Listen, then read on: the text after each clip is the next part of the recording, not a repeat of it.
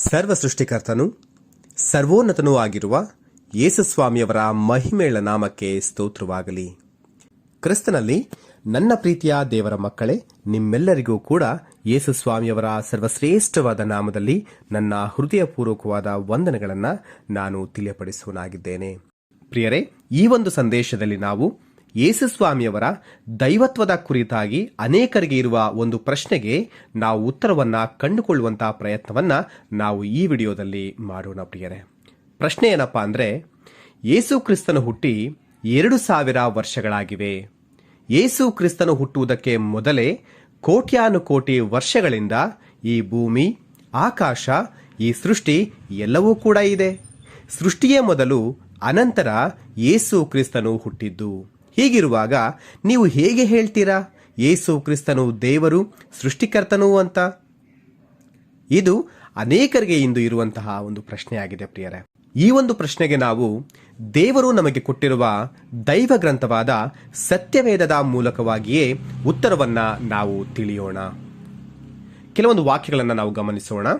ಕ್ರಿಸ್ತನು ಭೂಲೋಕದೊಳಗೆ ಬರುವಾಗ, ದೇವರೇ, ಯಜ್ಞ ನೈವೇದ್ಯಗಳು ನಿನಗೆ ಇಷ್ಟವಾಗಿರಲಿಲ್ಲ, ನನಗೆ ದೇಹವನ್ನು ಸಿದ್ಧ ಮಾಡಿಕೊಟ್ಟಿ, ಇಗೋ ದೇವರೇ, ನಿನ್ನ ಚಿತ್ತವನ್ನು ನೆರವೇರಿಸುವುದಕ್ಕೆ ಬಂದಿದ್ದೇನೆ. ಇಬ್ರಿಯರಿಗೆ ಬರೆದ ಪತ್ರಿಕೆ 10ನೇ ಅಧ್ಯಾಯ 5 ಮತ್ತು 7ನೇ ವಚನ. ಈ ವಾಕ್ಯದಲ್ಲಿ ಯೇಸುಸ್ವಾಮಿಯವರು ಹೇಳ್ತಾ ಇದ್ದಾರೆ, ದೇವರೇ, ನೀನು ನನಗೆ ಒಂದು ದೇಹವನ್ನು ಸಿದ್ಧ ಮಾಡಿಕೊಟ್ಟಿದ್ದೀಯಾ, ಯಾಕಂದ್ರೆ ನಿನ್ನ ಚಿತ್ತವನ್ನ ನೆರವೇರಿಸುವುದಕ್ಕಾಗಿ ಅದಕ್ಕೆ ನಾನು ಈ ಭೂಮಿಗೆ ಬಂದಿದ್ದೇನೆ ಎಂಬುದಾಗಿ ಹೇಳ್ತಾ ಇದ್ದಾರೆ. ನಾವು ಸಮೀಪದಲ್ಲಿರುವ ಬೇರೆ ಊರುಗಳಿಗೂ ಹೋಗೋಣ, ಅಲ್ಲಿಯೂ ನಾನು ಸುವಾರ್ತೆಯನ್ನು ಸಾರಬೇಕು, ಇದಕ್ಕಾಗಿಯೇ ನಾನು ಹೊರಟು ಬಂದಿದ್ದೇನೆ. ಮಾರ್ಕನು ಬರೆದ ಸುವಾರ್ತೆ 1ನೇ ಅಧ್ಯಾಯ 38ನೇ ವಚನ. ತಂದೆಯ ಬಳಿಯಿಂದ ಹೊರಟು ಈ ಲೋಕಕ್ಕೆ ಬಂದಿದ್ದೇನೆ, ಇನ್ನು ಲೋಕವನ್ನು ಬಿಟ್ಟು ತಂದೆಯ ಬಳಿಗೆ ಹೋಗುತ್ತೇನೆ ಅಂದನು. ಯೋಹಾನ ಬರೆದ ಸುವಾರ್ತೆ 16ನೇ ಅಧ್ಯಾಯ 28ನೇ ವಚನ. ನನ್ನನ್ನು ನಂಬುವ ಒಬ್ಬನಾದರೂ ಕತ್ತಲೆಯಲ್ಲಿ ಇರಬಾರದೆಂದು ನಾನು ಬೆಳಕಾಗಿ ಲೋಕಕ್ಕೆ ಬಂದಿದ್ದೇನೆ. ಯೋಹಾನನ ಬರೆದ ಸುವಾರ್ತೆ 12ನೇ ಅಧ್ಯಾಯ 46ನೇ ವಚನ. ಪ್ರಿಯರೇ, ಈ ಮೇಲಿನ ಈ ಎಲ್ಲಾ ಮಾತುಗಳನ್ನು ಗಮನಿಸುವಾಗ ನಾನು ಹೊರಟು ಬಂದಿದ್ದೇನೆ, ಬರುವಾಗ ಬಂದಿದ್ದೇನೆ ಎಂಬ ಈ ಮಾತುಗಳನ್ನು ನಾವು ನೋಡ್ತಾ ಇದ್ದೇವೆ. ಪ್ರಿಯರೇ, ಇಂಥ ಮಾತುಗಳನ್ನು ಯಾರು ಹೇಳೋಕೆ ಸಾಧ್ಯ? ಬೇರೊಂದು ಸ್ಥಳದಲ್ಲಿ ಇರುವಂತಹ ವ್ಯಕ್ತಿಗಳು ಮಾತ್ರವೇ ಇಂತಹ ಮಾತುಗಳನ್ನು ಹೇಳೋಕೆ ಸಾಧ್ಯ. ಪ್ರಿಯರೇ, ಬೇರೊಂದು ಸ್ಥಳದಲ್ಲಿ ಇದ್ದ ಯೇಸುಸ್ವಾಮಿಯವರು ತಾಯಿಯ ಗರ್ಭದ ಮೂಲಕ ಶರೀರವನ್ನು ಧರಿಸಿಕೊಂಡು ಈ ಭೂಮಿಗೆ ಬಂದಿದ್ದಾರೆ. ಪ್ರತಿಯೊಬ್ಬ ಮನುಷ್ಯನ ಚರಿತ್ರೆ ಪ್ರಾರಂಭವಾಗೋದು ತಾಯಿಯ ಗರ್ಭದಲ್ಲಿಯೇ. ಅಂದರೆ ಮನುಷ್ಯನ ಪ್ರಾರಂಭ ತಾಯಿಯ ಗರ್ಭದಿಂದಲೇ. ಅದಕ್ಕಿಂತ ಮುಂಚೆ ಏನೂ ಕೂಡ ಇರೋದಿಲ್ಲ. ಹೀಗಿರುವಾಗ ಯಾವ ಮನುಷ್ಯನೂ ಕೂಡ ನಾನು ಬೇರೆ ಕಡೆಯಿಂದ ಈ ಭೂಮಿಗೆ ಬಂದೆ ಅಂತ ಹೇಳೋಕೆ ಸಾಧ್ಯವಾಗುವುದಿಲ್ಲ. ಆದರೆ ಯೇಸುಸ್ವಾಮಿಯವರು ಹೇಳ್ತಾ ಇದ್ದಾರೆ, ನಾನು ಬೇರೆ ಕಡೆಯಿಂದ ಈ ಭೂಮಿಗೆ ಶರೀರವನ್ನು ಧರಿಸಿಕೊಂಡು ಬಂದಿದ್ದೇನೆ ಅಂತ. ಅಂದರೆ ಯೇಸುಸ್ವಾಮಿಯವರ ಚರಿತ್ರೆ ಈ ಭೂಮಿಯಲ್ಲಿ ಪ್ರಾರಂಭವಾಗಿಲ್ಲ, ಅದಕ್ಕೂ ಮೊದಲೇ ಆತನು ಇದ್ದಾತನು. ಯಹೂದ್ಯರು ಯೇಸುಸ್ವಾಮಿಯವರ ಬಳಿಗೆ ಬಂದು, ನೀನು ನಮ್ಮ ಅಬ್ರಹಾಮನಿಗಿಂತ ದೊಡ್ಡವನಾ ಅಂತ ಕೇಳ್ತಾರೆ. ಆಗ ಯೇಸುಸ್ವಾಮಿಯವರು ಹೇಳ್ತಾರೆ, ನಿಮ್ಮ ಅಬ್ರಹಾಮನು ಹುಟ್ಟುವುದಕ್ಕೆ ಮುಂಚಿನಿಂದಲೂ ನಾನು ಇದ್ದೇನೆ ಅಂತ. ಯೋಹಾನನ ಬರೆದ ಸುವಾರ್ತೆ 8ನೇ ಅಧ್ಯಾಯ 53 ಮತ್ತು 58ನೇ ವಚನಗಳಲ್ಲಿ.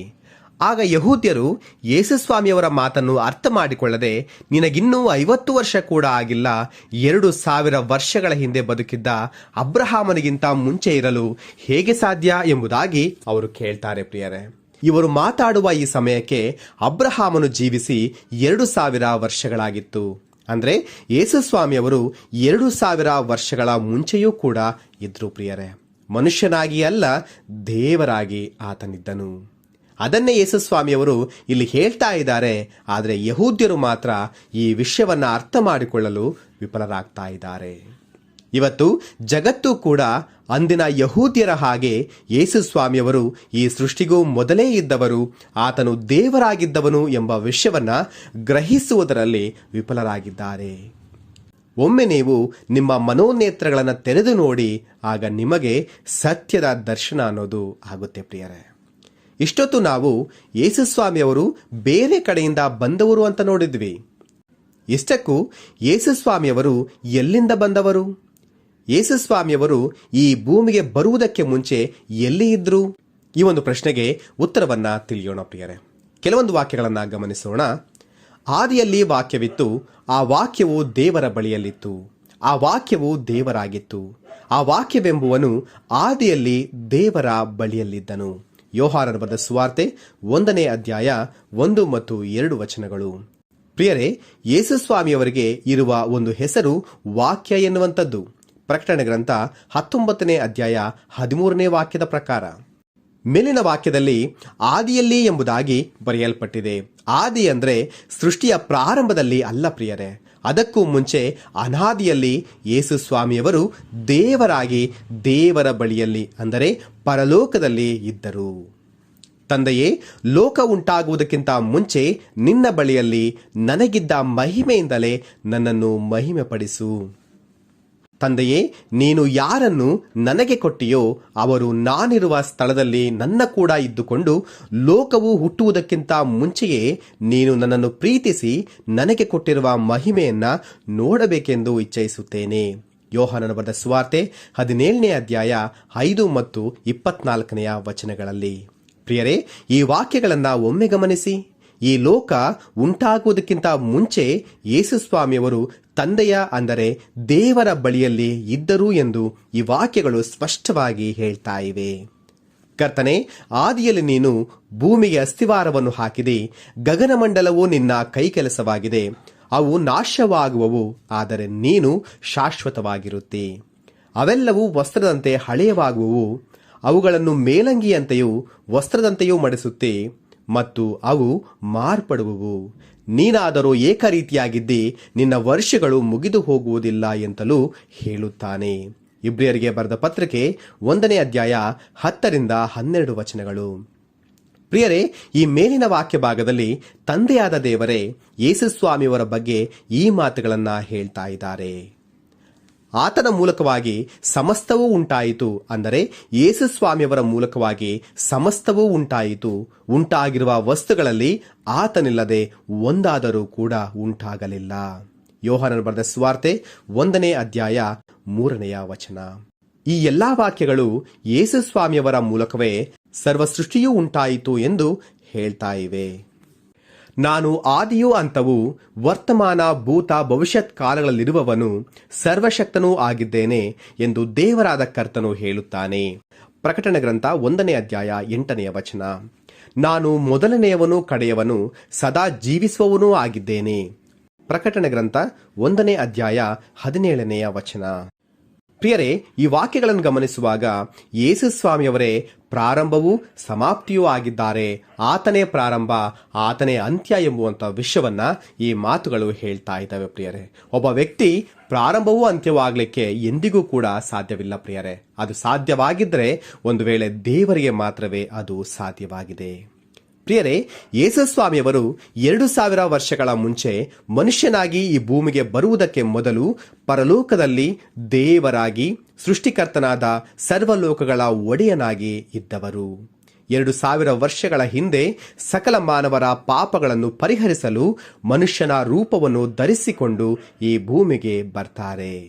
ಪ್ರಿಯರೇ, ಈಗ ಹೇಳಿ, ಈ ಸೃಷ್ಟಿ ಮೊದಲ, ಯೇಸು ಕ್ರಿಸ್ತನು ಮೊದಲ? ಯೇಸು ಕ್ರಿಸ್ತನೇ ಮೊದಲು ಪ್ರಿಯರೇ. ಯಾಕಂದ್ರೆ ಈ ಸೃಷ್ಟಿಯನ್ನ ಉಂಟು ಮಾಡಿದವರೇ ಯೇಸು ಕ್ರಿಸ್ತರು. ಇಲ್ಲಿ ನಿಮಗೊಂದು ಪ್ರಶ್ನೆ ಬರಬಹುದು. ಬೈಬಲ್ ಅನ್ನು ಬರೆದಿದ್ದು ಮನುಷ್ಯರೇ ಅಲ್ವಾ? ಮನುಷ್ಯರು ಬರೆದ ಮಾತುಗಳಿಂದ ನೀವು ಇಷ್ಟು ನಿಖರವಾಗಿ ಹೇಗೆ ಹೇಳಲಿಕ್ಕೆ ಸಾಧ್ಯ ಅಂತ. ಪ್ರಿಯರೇ, ಬೈಬಲ್ ಅನ್ನ ಮನುಷ್ಯರೇ ಬರೆದಿದ್ರೂ ಕೂಡ ಬರೆಸಿದ್ದು ಮಾತ್ರ ದೇವರೇ. ಒಂದು ವಾಕ್ಯವನ್ನು ನೋಡೋಣ. ಯಾಕೆಂದರೆ ಯಾವ ಪ್ರವಾದನೆಯು ಎಂದೂ ಮನುಷ್ಯರ ಚಿತ್ತದಿಂದ ಉಂಟಾಗಲಿಲ್ಲ, ಅಂದರೆ ಮನುಷ್ಯರ ಆಲೋಚನೆಗಳಿಂದ ಉಂಟಾಗಲಿಲ್ಲ. ಮನುಷ್ಯರು ಪವಿತ್ರಾತ್ಮ ಪ್ರೇರಿತರಾಗಿ ದೇವರಿಂದ ಹೊಂದಿದ್ದನ್ನೇ ಮಾತನಾಡಿದರು ಅಥವಾ ಬರೆದರು. ಪೇತ್ರನು ಬರೆದ 2ನೇ ಪತ್ರಿಕೆ 1ನೇ ಅಧ್ಯಾಯ 21ನೇ ವಚನದಲ್ಲಿ. ದೇವರ ನಾಮಕ್ಕೆ ಮಹಿಮೆ ಉಂಟಾಗಲಿ. ಪ್ರಿಯರೇ, ಈ ಸಂದೇಶದ ಮೂಲಕ ನಿಮ್ಮ ಪ್ರಶ್ನೆಗೆ ಉತ್ತರ ಸಿಕ್ಕಿದೆ ಎಂಬುದಾಗಿ ನಾನು ಅಂದುಕೊಳ್ತಾ ಇದ್ದೇನೆ. ನಿಮಗೆ ಯಾವುದಾದರೂ ಈ ಸಂದೇಶದ ಕುರಿತಾಗಿ ಪ್ರಶ್ನೆಗಳಿದ್ದರೆ ಕಾಮೆಂಟ್ ಬಾಕ್ಸ್ನಲ್ಲಿ ನೀವು ಕಾಮೆಂಟ್ ಮಾಡಿ. ಖಂಡಿತವಾಗಲೂ ನಿಮ್ಮ ಪ್ರಶ್ನೆಗಳಿಗೆ ನಾನು ಉತ್ತರವನ್ನು ಕೊಡುವಂತ ಪ್ರಯತ್ನವನ್ನ ಮಾಡ್ತೇನೆ. ಪ್ರಿಯರೇ, ಈ ಸಂದೇಶವನ್ನ ನೀವು ಅನೇಕರಿಗೆ ಶೇರ್ ಮಾಡಬೇಕೆಂಬುದಾಗಿ ನಾನು ಪ್ರೀತಿಯಿಂದ ಕೇಳಿಕೊಳ್ತೇನೆ.